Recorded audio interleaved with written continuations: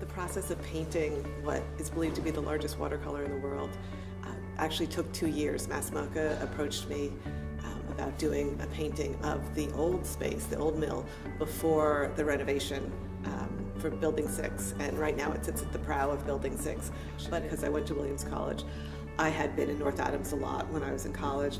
And it's something that really is a piece of history. I had done work for NASA, and this used to be a factory that provided components for NASA spacecraft. So there's a wonderful connection with that. And then actually Laurie Anderson and I were the 2 artists commissioned for NASA the same year.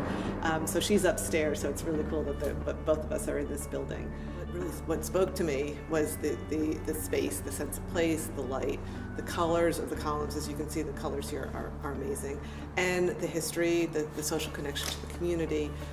And as a Williams grad, I was really familiar with MASS MoCA as I had watched it grow. So it was really exciting for me to do this painting, to stretch myself in the watercolor medium, because a painting this size had never been done before.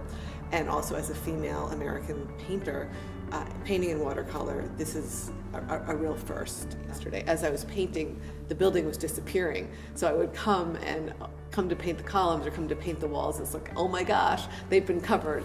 So there was a real, in some ways, a sense of urgency to the painting.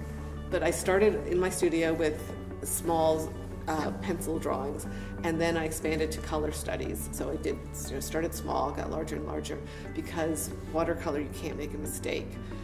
So I really had to be spot on to do the final painting. Knowing that this was an 8 by 15 foot piece, and knowing I couldn't make a mistake, I really worked hard. I did over 40 small studies so that I would have everything in order. It's interesting, I had photographs, I took a lot of photographs, but I ended up using my studies in the final painting. So my studio was all covered with my studies. So they're really important in the process of how to do the painting. I was almost finished with the drawing. It took me 2 months to draw it out. So you have to, when you look at the painting, you have to realize that it is 8 feet tall. So I was on scaffolding and a ladder, and I'm going up and down and back and forth. So when you do a line or embark on paper, you have to go back to make sure that it fits in with everything else that you've drawn. So there was a lot of back and forth, up and down. There's a real physical element to painting this painting. And I also took, to incorporate into the building, I used dust from the original floor and mixed that in with the floor and part of the painting, and also paint chips.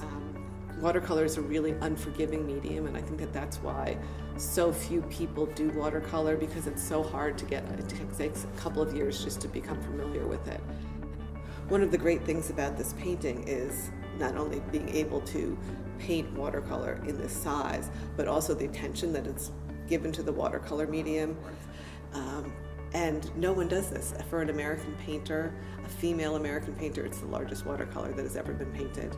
And we think it's the largest watercolor in the world. As I said before, it was a real joy to work with the staff at MASS MoCA, because everybody was so helpful and professional and helped make it happen.